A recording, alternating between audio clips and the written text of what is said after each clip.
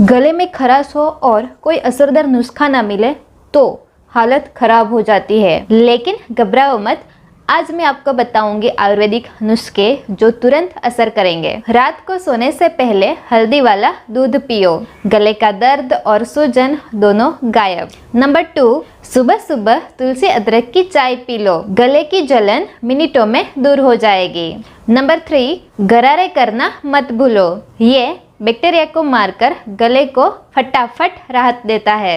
Number 4, गले में खराश हो बस 1 चम्मच शहद और थोड़ी सी काली मिर्च पाउडर मिलाकर खाएं। नंबर 5, मुलेठी चबाओ और बिना दवाई के गले की तकलीफ दूर भगाओ।